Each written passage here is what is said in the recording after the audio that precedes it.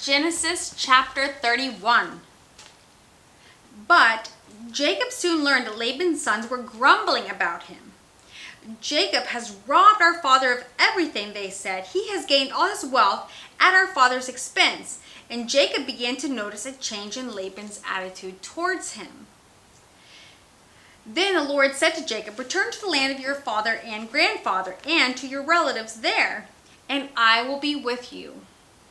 So Jacob called Rachel and Leah out to the field, where he was watching his flock. He said to them, "I have noticed your father's attitude towards me has changed, but the God of my father has been with me. You know how hard I worked for your father, but he has cheated me, changing my wages 10 times. But God has not allowed him to do me any harm. For if he said, 'The speckled animals will be your wages,' the whole flock began to produce speckled young. And when he changed his mind and said, 'The striped animals will be your wages,' then the whole flock produced striped young. In this way, God has taken your father's animals and given them to me. One time, during the mating season, I had a dream and saw that the male goats mating with the females were streaked, speckled, and spotted. Then in my dream, the angel of God said to me, 'Jacob,' and I replied, 'Yes, here I am.' The angel said, 'Look up, and you will see that only the streaked, speckled, and spotted males are mating with the females of your flock, for I have seen how Laban has treated you. I am the God who appeared to you at Bethel, the place where you anointed the pillar of stone and made your vow to me. Now get ready and leave this country and return to the land of your birth.' Rachel and Leah responded, 'That's fine with us. We won't inherit any of our father's wealth anyway. He has reduced our rights to those of foreign women. And after he sold us, he wasted the money and you paid him for us. All the wealth God has given you from our father legally belongs to us and our children. So go ahead and do whatever God has told you.' So Jacob put his wives and children on camels, and he drove all the livestock in front of him. He packed all the belongings he had acquired in Paddan Aram and set out for the land of Canaan, where his father Isaac lived. At that time they left. Laban was some distance away, shearing his sheep. Rachel stole her father's household idols and took them with her. Jacob outwitted Laban the Aramean, for they set out secretly and never told Laban they were leaving.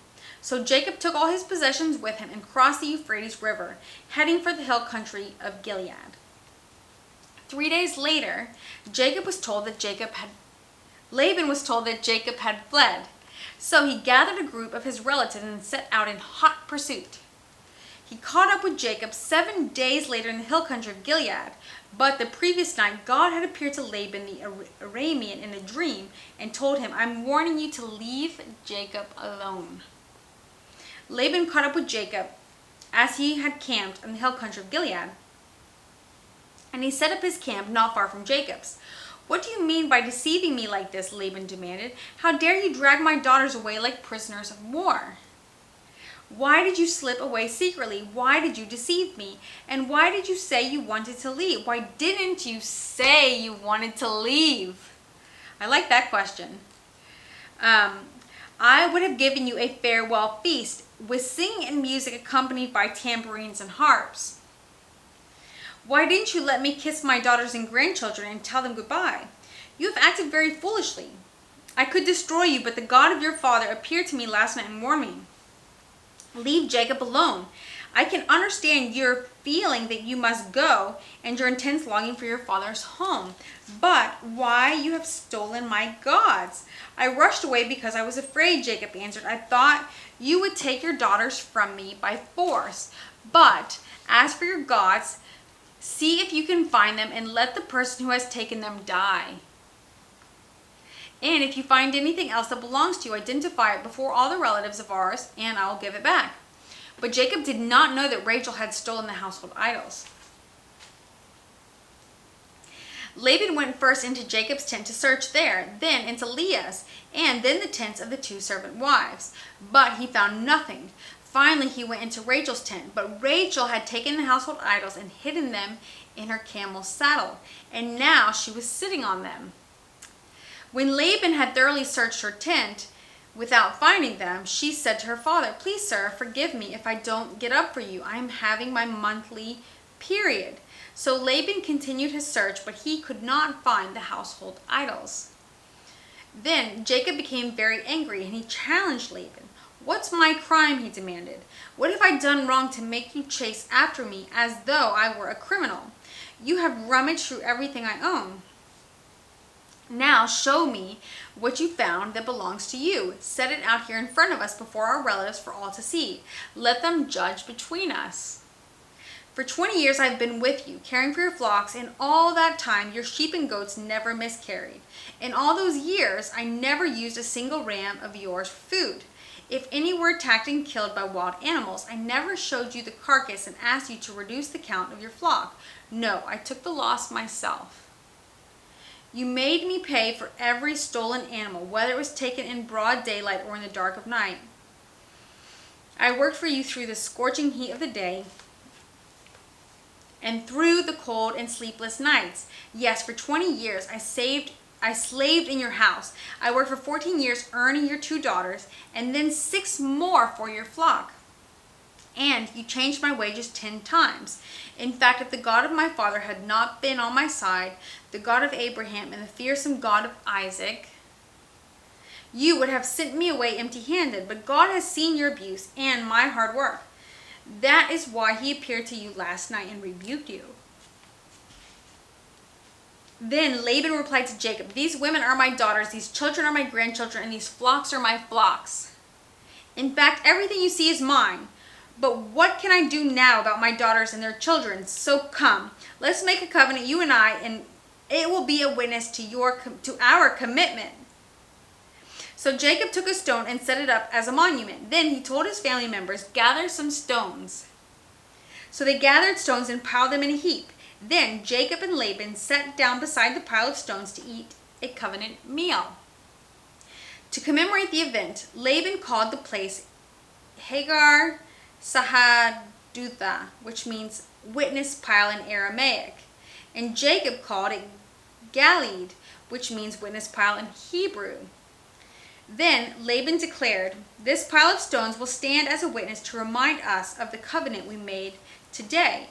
This explains why it is called Galeed, witness pile, but it's also called Mizpah, which means watchtower. For Laban said, "May the Lord keep watch between us to make sure that we keep the covenant when we're out of each other's sight. If you mistreat my daughters or if you marry other wives, God will see it even if no one else does. He is a witness to this covenant between us. See the pile of stones," Laban continued, "and see this monument I have set between us. They stand between us as a witness of our vows. I will never pass this pile of stones to harm you. And you must never pass these stones or the monument to harm me.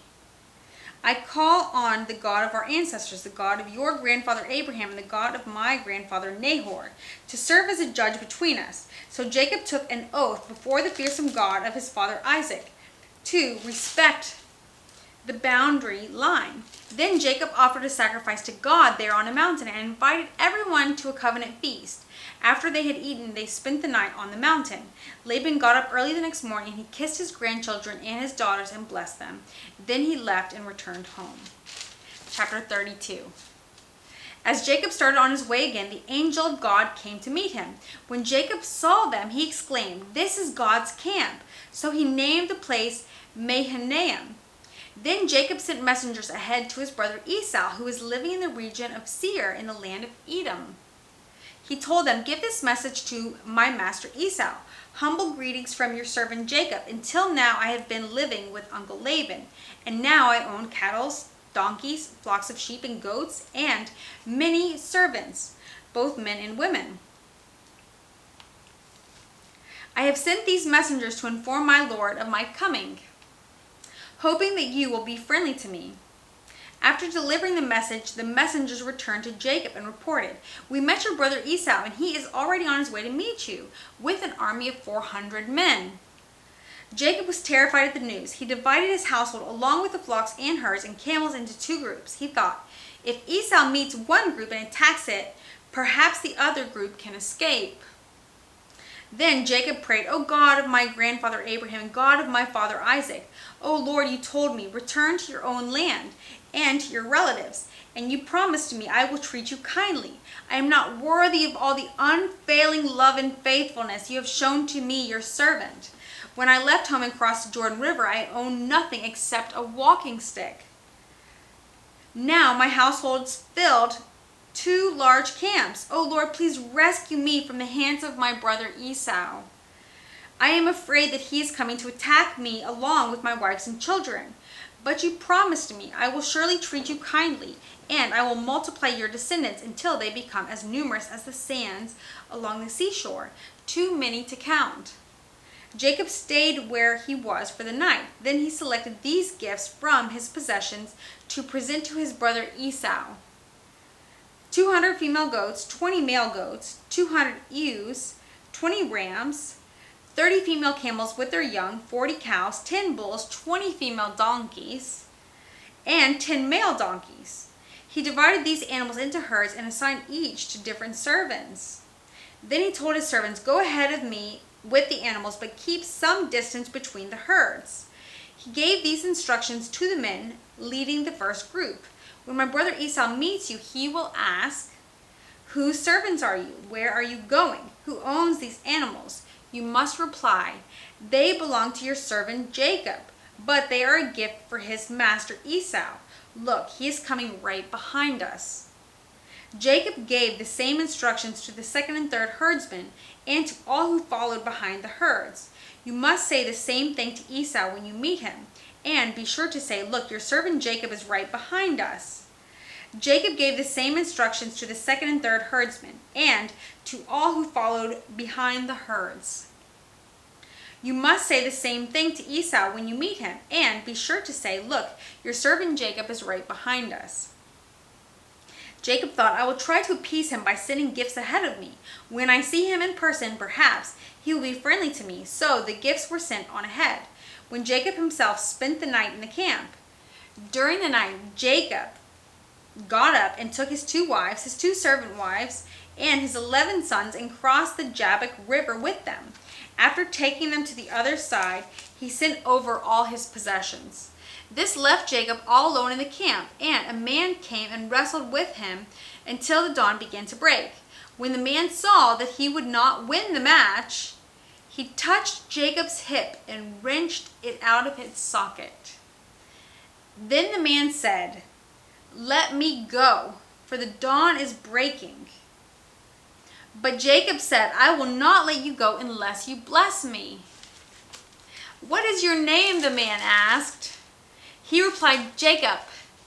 "Your name will no longer be Jacob," the man told him. "From now on you will be called Israel, because you fought with God and with men and have won." "Please tell me your name," Jacob said. "Why do you want to know my name?" the man replied. Then he blessed Jacob there. Jacob named the place Peniel, which means face of God. For he said, "I have seen God face to face, yet my life has been spared."